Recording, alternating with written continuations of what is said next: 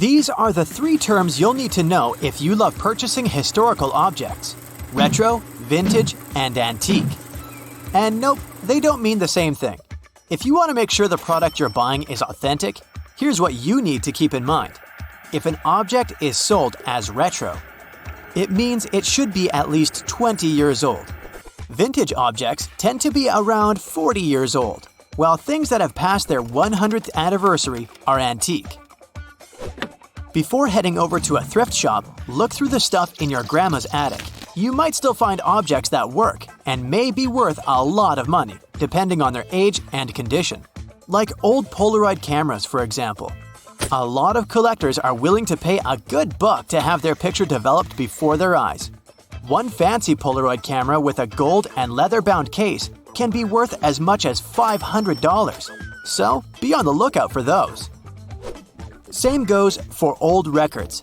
That vinyl you have stored in your garage is back in style, so check out your collection. There may be some hidden treasures there. Old Elvis original albums, for instance, can be snatched up for at least $100. You may be able to repurpose some objects in your own house. Like an antique boiler door, for example, can spice up your fireplace, especially if you're looking for that not-so-modern look. Vintage advertising signs are used today in a lot of interior design projects because of their colorful designs and awesome fonts. Anything goes, from movie posters to beverage adverts. And, depending on the quality of the paper, may be quite valuable. If you got nostalgic and kept your great-grandpa's pedal car hidden in your garage, it may be worth more than you know. Don't even worry if it has a little rust on it. A Lincoln pedal from the 30s can be sold for around $1,000. Car parts are just as valuable for interested collectors, so don't be so fast to throw away those old oil cans, emblems, auto posters, or anything related to the car universe. Amongst the most popular vintage items sold these days are toys, and Legos are always in style. Figurines of famous movie characters are really valuable, as well as replicas of castles or well-known buildings. But the most searched for Legos are missing parts from valued sets. It can be anything from a window, a steering wheel, or a brick in a rare color. Old arcade games can be worth a lot of money too, even if they don't work properly anymore. A non-working arcade game can still be worth a couple of $100, while those that are still playable can go as high as up to $2,500. Art Deco jewelry is really fashionable these days. You'll recognize an Art Deco piece because of its geometric patterns, featuring abstract designs. The gems should be used in contrasting colors too. As for watches, it's similar to fancy cars. You'll have to rely on big names to get your money's worth. The most coveted objects collectors are looking for these days are gold or platinum details, jewels or stopwatches. That wardrobe declutter you've been postponing can add some bucks to your wallet too. Especially if you're the proud owner of some vintage t-shirts.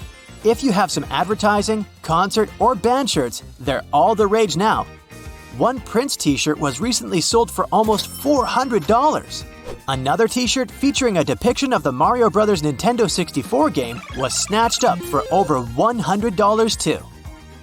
Okay, now let's talk about handbags. The older and rarer they are, the more money they're worth. And the amount you can get for them actually increases as time goes by. A vintage or antique handbag that's in proper condition can be worth thousands of dollars. Ask Grandma if you can browse her closet. You'll surely find some hidden gems. Calling all writers and book lovers. Antique mechanical keyboards are now being reproduced into our modern laptops, so it's easy to assume that the old typewriter you have in your living room is pretty valuable. Especially if it's still functioning properly. Also, they're pretty easy to maintain and restore if you find a proper specialist. As for books, fans are willing to pay a lot of money for things like first edition copies of certain novels.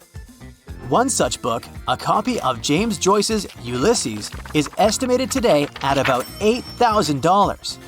Since there are only 1,000 copies of those first editions out there, they only pop up once in a while.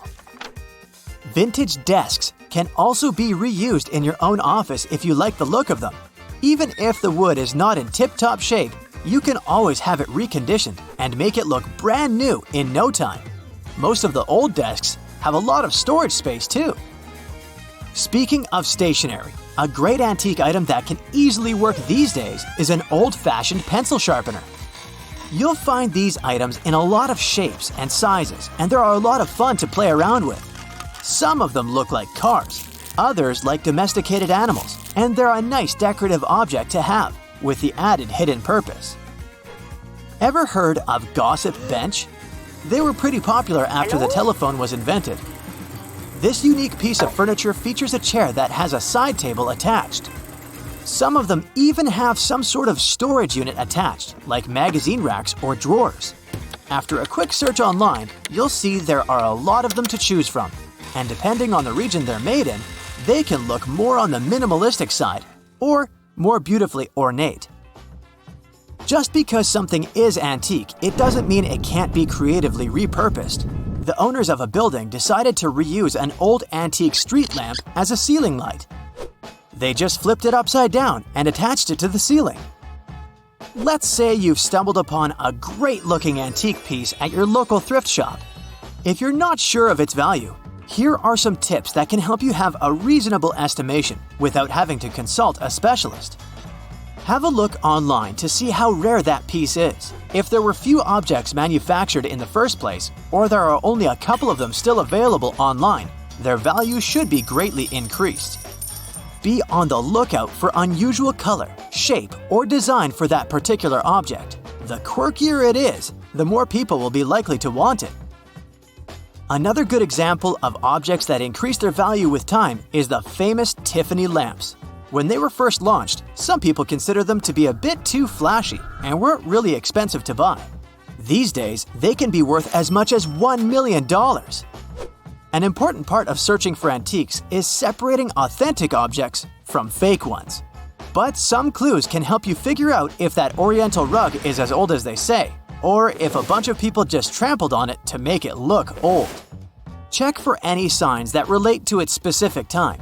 It can be a certain signature or texture, depending on the object. Don't be tricked by a certain material either. Bronze, for example, can be easily confused with spelter, a combination of metals that looks just like bronze. However, you might need a specialist to properly tell the difference for this one.